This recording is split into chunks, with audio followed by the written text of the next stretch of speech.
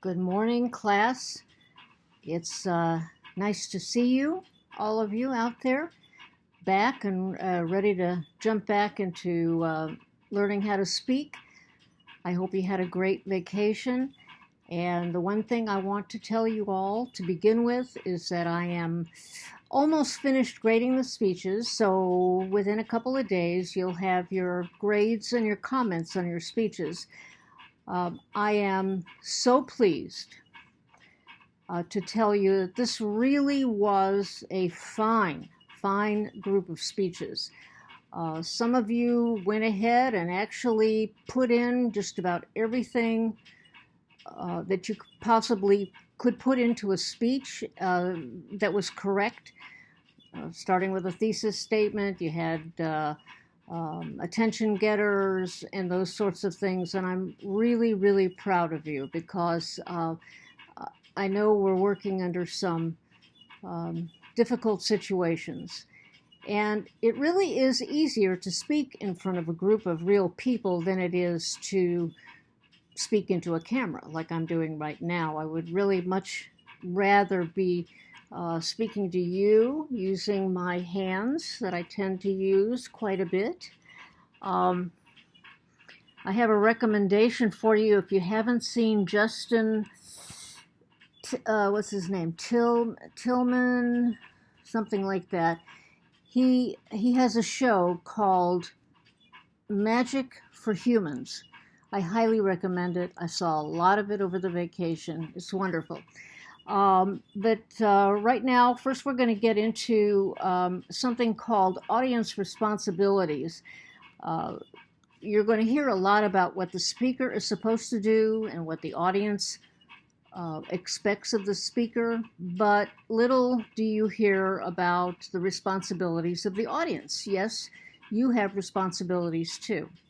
So I think it's important that we get into that. More likely than not, you will be in many audiences. You will be in more audiences than you will be speakers, probably. But it's very important that you know how to act. And what is expected of you. So we start out with the active dynamic process. Expecting more from audiences in our speech classrooms will not only lead to better speeches, but will also more closely mirror the type of collaborative communication that it underscores a healthy democratic society.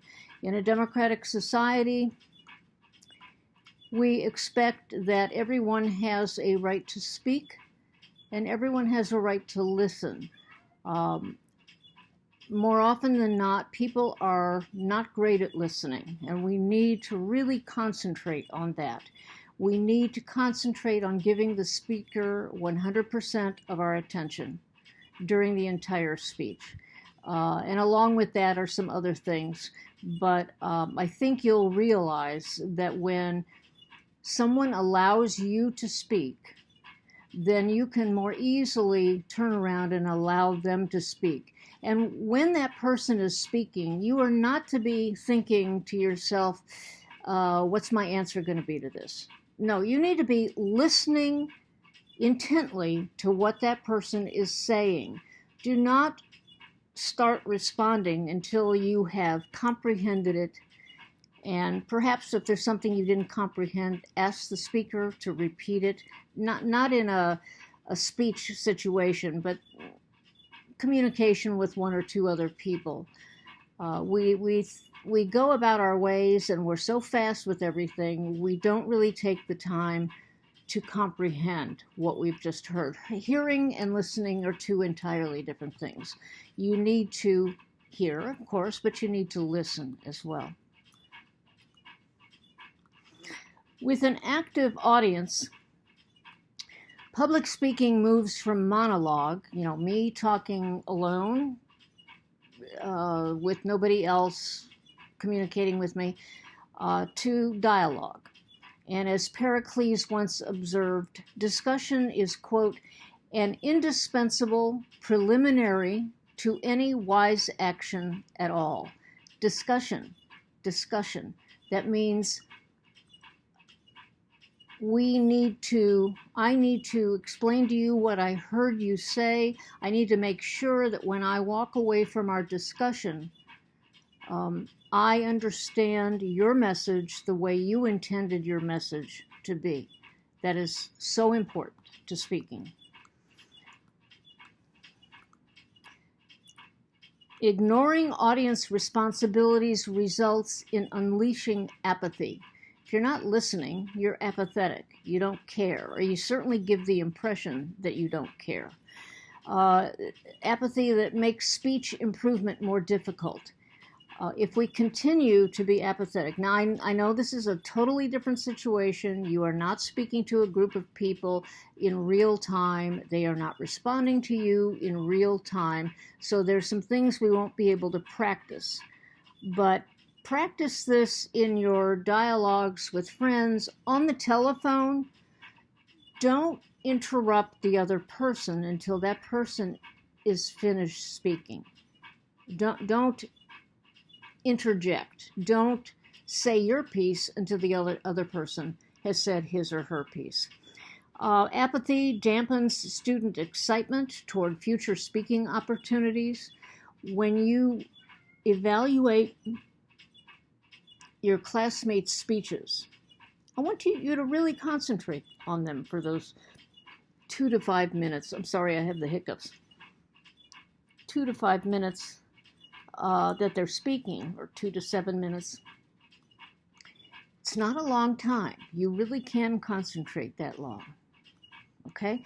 If you want to, you can take notes when you listen to your fellow students give their speeches.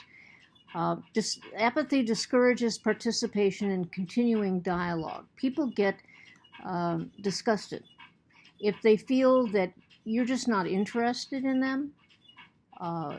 If I've been invited to speak to a group of people and half of them are falling asleep, I have to wonder, is it me? Am I actually boring? Or was this a bad time to have me come and speak? Is it over lunch period? Are people hungry? Did people not get any sleep the night before? We have to consider all of these situations. That's the situation of communication. Remember that box that goes around, where you are, what time it is, how you feel, all these things. Interference. Celebrating audiences invites participation in ideas. As you get older, I hope and I believe that you're going to become passionate about things in life. Maybe you already are passionate about saving our wildlife. Maybe you're already passionate about climate change. Maybe you're passionate about basketball right now because you think that that's going to be your career. Whatever you're passionate about, you want to have a say in discussions about where that topic goes, what you can do in the future. You want to have input. You want to show that you're not apathetic. So if people engage you, if they listen to you, you feel, oh, I can have a conversation with this person. If somebody's in the audience nodding, like, oh, yeah, I see that. I get it.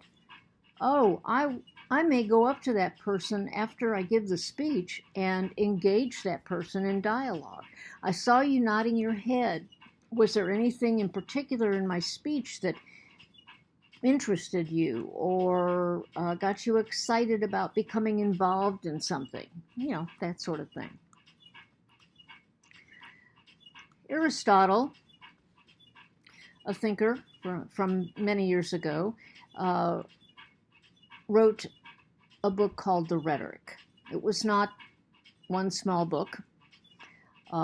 So in book 1 of The Rhetoric, Aristotle wrote, quote, "For of the 3 elements in speech making, speaker, subject, and person addressed."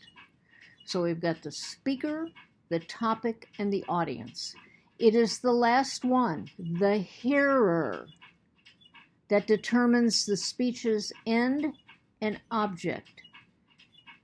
I've given my all in my speech, but you are the ones in the audience, you are the ones to determine whether this goes any further, whether there's discussion about it. So when a speaker is finished and the speaker says, are there any questions about my speech? Or are there any comments about anything I said? If no one comments, that ends the discussion right there. So if you want to help others, then you ask a question, or you make a comment, or you thank the speaker for opening your eyes about something. This gets the conversation started and it gets it going.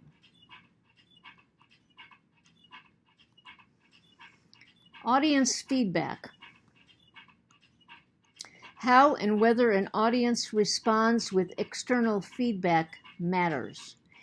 If I, as a speaker, do not get feedback from you, if I do not get smiles or head nods or occasionally a thumbs up or some other way of expressing that you are now enlightened about this topic or you get it. Now, if I do this, crossed arms, leaning back, looking up at the ceiling or around and not at the speaker, dozing off, frowns, those sorts of things. It's not encouraging to a speaker. And I think you would feel put off if that was the kind of response you were getting. You would wonder, should I even continue? Maybe I'll just walk off the stage here. No, you can't do that. You try to bring that audience back to you. Hopefully your attention getter got them interested and all of the rest of the speech kept them interested.